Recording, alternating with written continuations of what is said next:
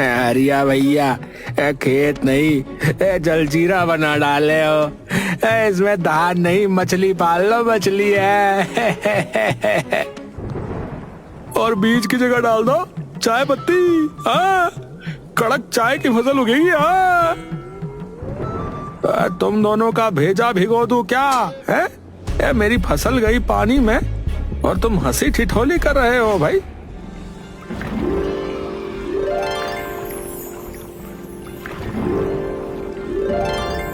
बापू देखो, खेत में टाइटैनिक चला रहा हूँ।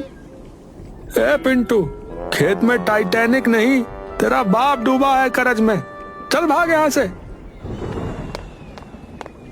पास ही चाय वाला रमेश स्टोव पर चाय चढ़ाए खड़ा है। अरे भैया, बारिश ने तो आपकी किस्मत धो डाली। सुना है बैंक वाले चिट्ठी भेज रहे हैं। भेज रहे हैं नहीं, भेज चुके हैं भैया। अगली बार शायद चिट्ठी नहीं, ट्रैक्टर उठा ले जाए। काश मैंने इतने बड़े सपने ना देखे होते। कुछ महीने पहले। अरे सुनो सुनो गांव वालों, अरे मेरी फसल पक चुकी है भैया। अरे वंशी काका, अरे बस 1-2 दिन में फसल कटेगी है। बाजार में फसल बिकने के बाद मेरी तरफ से सबको दावत है भैया। गांव वाले खुश होते हैं, लेकिन ठाकुर नहीं। ठाकुर रमेश और बल्लू को बोलता है। क्या कहा? अगर इसकी फसल बिक गई तो तुम दोनों का क्या होगा? सोचो, तुम दोनों बस फसल बोते रहे और देखो फल ये ले गया। रमेश और बल्लू का चेहरा मायूस हो जाता है और ठाकुर वहां से चला जाता है। अगले दिन सुबह हरिया अपने घर में सो रहा है, तभी उसको बूंदाबांदी की आवाज आती है। हरिया उठकर देखता है तो हैरान रह जाता है, क्योंकि बारिश बहुत हो चुकी है। उसकी आधी फसल पानी में डूब चुकी है। अरे अरे नहीं, अरे अरे ये नहीं हो सकता। अरे नहीं नहीं नहीं, मैंने कर्ज लेकर ये फसल बोई थी। नहीं।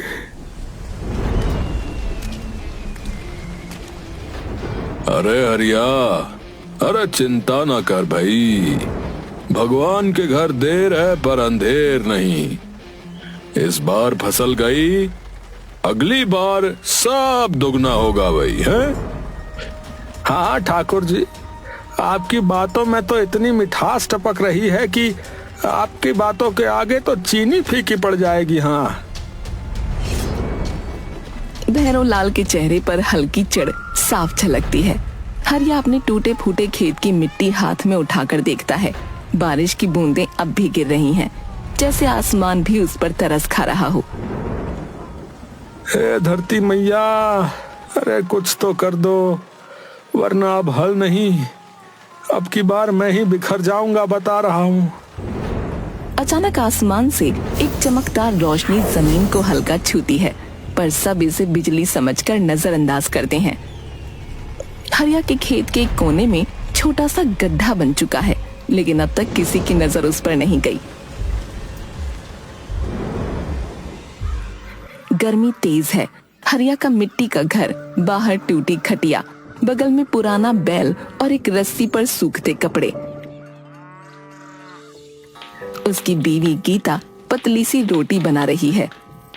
जब देखो तभी यही हाल, न दाल न नमक, ऊपर से तुम हो जैसे कोई कर्जा खींचने वाली मशीन। अरे भाग्यवान, अब मैं क्या करूं बताओ, हैं? अरे फसल गई पानी में, बीज गया कीचड़ में और आत्मा गई बैंकों में। तभी दरवाजे पर जोर की दस्तक होती है। अबे कौन है?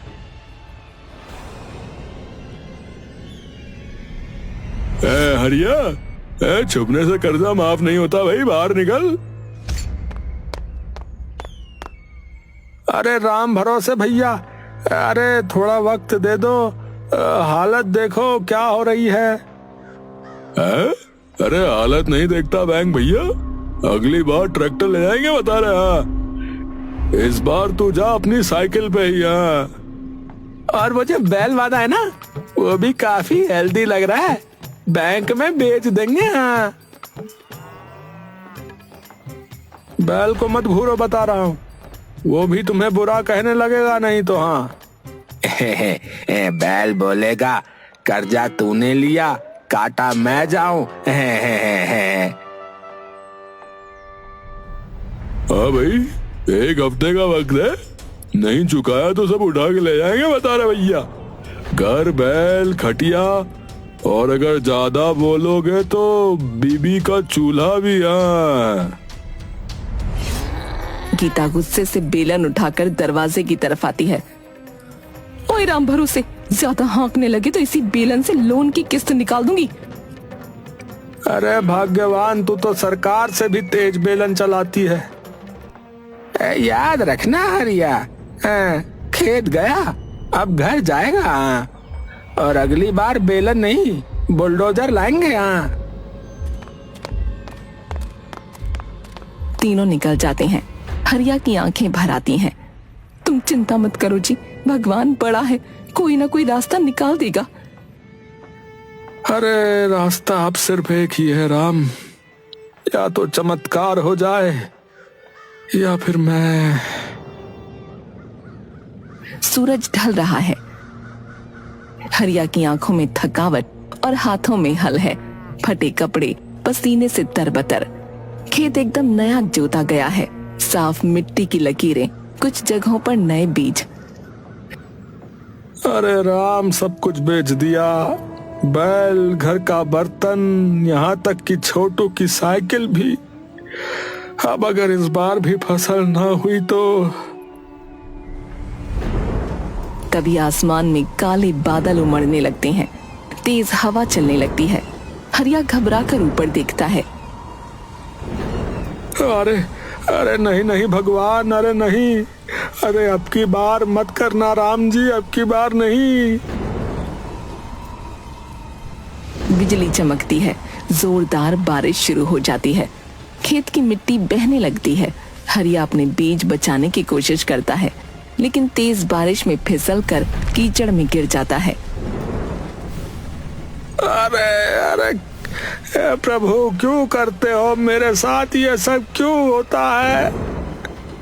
अरे अरे मजा आता है क्या भगवान? अरे गरीब को रुला के मजा आता है क्या? मैंने कुछ नहीं मांगा प्रभु, अरे ना महल मांगा, ना गाड़ी मांगी, बस एक फसल मांगी, एक फसल, ताकि छोटू को 2 रोटी खिला सकूं भगवान। वो घुटनों के बल गिर पड़ता है, जमीन को पकड़कर रोने लगता है। सब कुछ चला गया प्रभु, सब कुछ चला गया। राम, अब क्या बचा है मेरे पास? क्या बचा है मेरे पास? बोलो, क्या बचा है मेरे पास? धीरे धीरे बारिश कम होती है और वो अचानक हल्की सी चमक महसूस करता है। मिट्टी के एक हिस्से में कुछ चमक रहा है। हरिया झट से नजरें साफ करता है, कीचड़ हटाता है और देखता है वहाँ एक छोटा हीरा पड़ा है।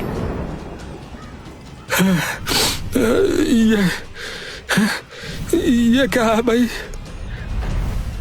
वो आसपास ध्यान से देखने लगता है। खेत की हर लकीर में, हर कोने में छोटे छोटे चमचमाते हीरे। ये फिर से? उसके होंठ कांपते हैं, आंखों से आंसू निकलते हैं, इस बार खुशी के।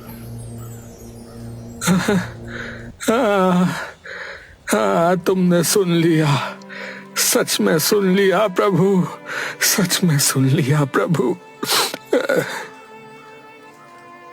हे भगवान, तुम बड़े चालाक हो, हैं? अरे पहले डराओ, फिर दुगना दे दो, हैं? वो मिट्टी से हीरा उठाता है और अपने सीने से लगाता है। इस बार मैं संभाल लूंगा। धन्यवाद प्रभु, धन्यवाद। अब कोई मुझसे यह नहीं छीन पाएगा। हाँ। हरिया का खेत अब हीरों की मखमल जैसी जमीन बन चुका था। उसके आसपास टप टप करती चमचमाती बूंदें गिर रही हैं। अगर ये असली निकला तो भैया जिंदगी बदल जाएगी, और अगर नकली निकला तो बैल भी सपना रह जाएगा। गांव की गलियां हरिया चुपचाप लोगों से बचते हुए सुनार की दुकान की तरफ बढ़ता है। पुरानी सी दुकान, एक छोटा सा कांच का काउंटर, अंदर बैठा है सोनू सुनार, गोल चेहरा, मोटी ऐनक और तौलिया गले में। भैया एक चीज दिखानी है। चांदी है क्या? आजकल सोना देखे हुए महीना हो गया भाई। हरिया इधर उधर देखता है और फिर गमछे से हीरा निकालता है, सामने रखता है। ओह माय गॉड, ये कहां से मिला? समुद्र के किनारे मछली पकड़ने गया था, वही मिल गया भाई। अरे बाबूजी, ये तो असली हीरा है। कम से कम 1 लाख का तो है ये। है क्या? 1 लाख? जी हाँ, एकदम जेन्युइन। मगर तुम्हें मैं 70,000 दे सकता हूँ अभी कैश में। ठीक है, दे दो। सोनू पैसे देता है।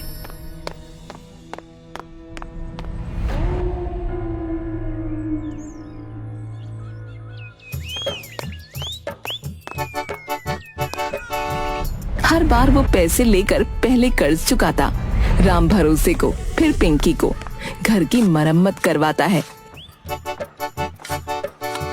हरिया अब गांव में थोड़ा अच्छे कपड़े पहनने लगा है, लेकिन वो अभी भी सबके सामने सीधा सरल किसान ही बना रहता है। अरे मौजी की कसम, ये हरिया कुछ तो छुपा रहा है। हाँ, पहले जिसकी थाली में दाल नहीं थी, तब उसकी थाली में लड्डू आ गए। बहुत कुछ ज्यादा ही गड़बड़ है। आजकल बहुत शहर जा रहा है, और आया भी तो नकाब लगाकर।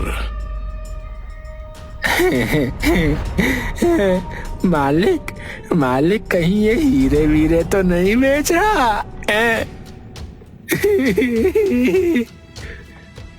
तीनों ठहाका लगाते हैं, लेकिन अब उनकी आंखों में जलन भी है और चालाकी भी।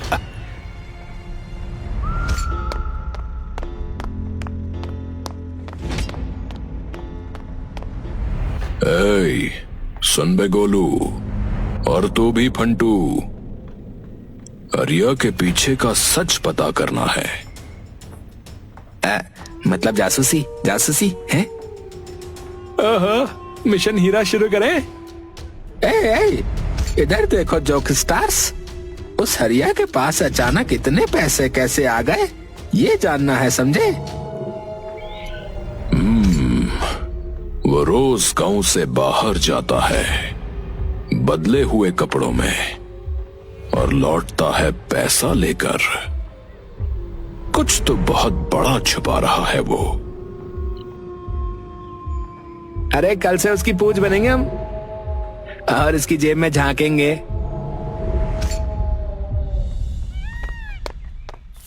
गोलू और फंटू झाड़ियों में छिपकर हरिया का पीछा करते हैं। हरिया खेत में मिट्टी कुरेद कर कुछ निकालता है। गोलू दूरबीन से देखता है। ए फंटू, वो क्या चमक रहा है बे? क्या चमक रहा है वो? है? क्या चमक रहा है? क्या? अबे हीरा यार।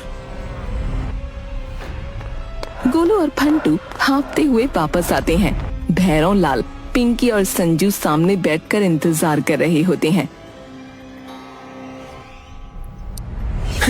मालिक, आपके खेत वाला हरिया हीरों का बाप बन गया है मालिक। अरे हीरे उग रहे हैं उसके खेत में जैसे मूंगफली।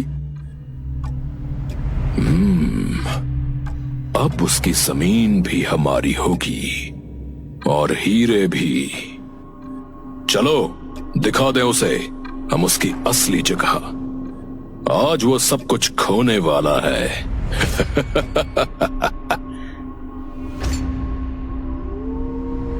भैरव लाल की आंखों में घृणा और लालच साफ दिख रहा है। हरिया का घर साधारण है, एक छोटा सा छप्पर। अंदर हरिया घबराया बैठा है, हाथों में हीरों से भरा थैला छुपाए बैठा है। बाहर भारी कदमों की आवाज होती है।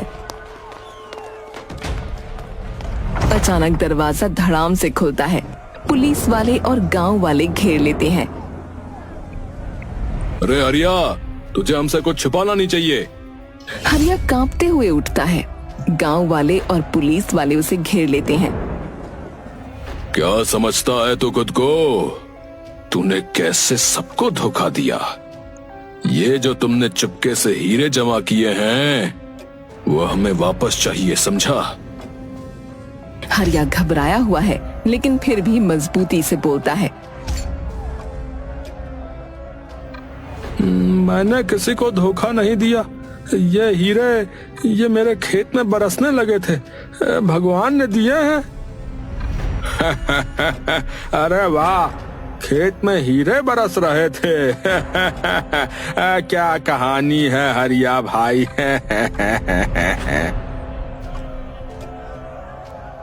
गांव वाले जोर जोर से हंसते हैं। अरे ये कोई बचकानी बातें नहीं चलेंगी, समझा? तू चुपके से हीरे चुरा कर बेच रहा था और अब हमें तो अपनी मुसीबत का जिम्मेदार नहीं ठहरा सकता। हरिया का चेहरा सफेद पड़ जाता है। वो हाथ जोड़कर कहता है, अरे मुझ पर विश्वास करो, ये हीरे सच में मेरे खेतों में बरसे थे। मैंने किसी से कुछ नहीं चुराया। भैरव लाल खींचकर उसकी तरफ आता है। अगर तू सही है तो फिर ये हीरे तुझे वापस देने होंगे, या फिर हम तुझे हरियाणा पुलिस के हवाले करेंगे, समझा? ताकि तेरी सजा तय हो सके, समझा? हरिया की आंखों में डर है, लेकिन वो समझ नहीं पाता कि क्या करे। वो घर से हीरे निकालता है और भैरव लाल की ओर बढ़ाता है। गांव वाले धीरे धीरे हीरे लेकर बाहर जाने लगते हैं। भैरव लाल उन सबको देख रहा है और उसकी आंखों में एक खौफनाक जीत का भाव है। अब से तुम इस गांव में कुछ भी नहीं रहोगे, ये तुम्हारी सजा है हरिया भाई। हरिया के चेहरे पर शिकन और दर्द साफ दिख रहा है, लेकिन वो चुप रहता है। भैरव लाल के चेहरे पर जीत की गहरी मुस्कान उभरती है। अब तू कभी भी वापस उठकर खड़ा नहीं हो पाएगा हरिया, तेरा ये सपना टूट चुका है। फिर से गांव वाले मस्ती में अपने अपने रास्तों पर जाने लगते हैं और हरिया अकेला खड़ा रहता है। उसकी आंखों में खालीपन और टूटे हुए सपने का खौफ है। सूरज उगते हुए दिखता है। हरिया खड़ा है, लेकिन अब उसकी आंखों में किसी तरह की उम्मीद की चमक नहीं। उसके हाथों में खाली थैला है। कोई फसल नहीं है और उसने पूरी मेहनत से लगाई गई नई फसल को फिर से सूखा और बेमुरब्बत बारिश के कारण खो दिया है। उसके चेहरे पर विफलता और थकान साफ दिख रही है। दूर से भैरव लाल, पिंकी और संजू आते हैं हंसते हुए और हरिया को ताना मारते हैं। हाँ हाँ, अब तेरे खेत में पानी की बारिश आ गई ना। हीरे तो अब नदारद हो गए। अब क्या करेगा तू? क्या खेती करेगा?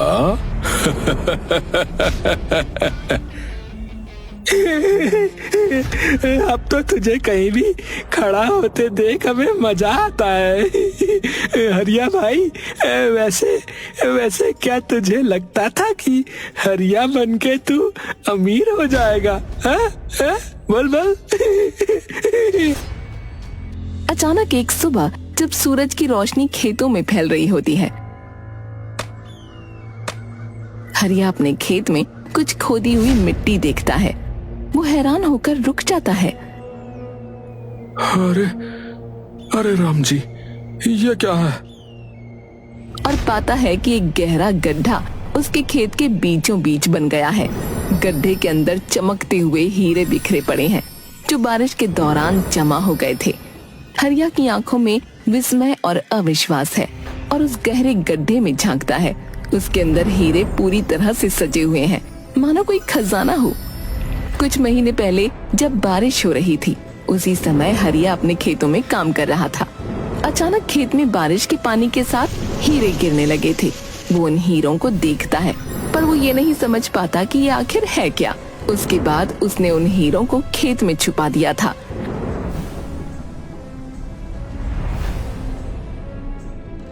हरिया गड्ढे के अंदर से हीरे निकालता है, एक एक करके। उसकी आंखों में आंसू आ जाते हैं, लेकिन वो खुशी से भरा हुआ है। वो महसूस करता है कि ये उसकी मेहनत का फल है। अंततः मेरे खेतों का असली खजाना मुझे मिल ही गया। यही है वो जो मुझे चाहिए था। हाँ, धन्यवाद प्रभु, धन्यवाद। वो धीरे धीरे बाहर आकर हीरे अपने हाथ में पकड़े हुए अपनी तकदीर को समझता है। जिसकी किस्मत में जो लिखा है उसे कोई नहीं छीन सकता। मेहनत और सच्चाई कभी ना कभी अपने फल जरूर देती है, चाहे वक्त कितना भी कठिन क्यों ना हो।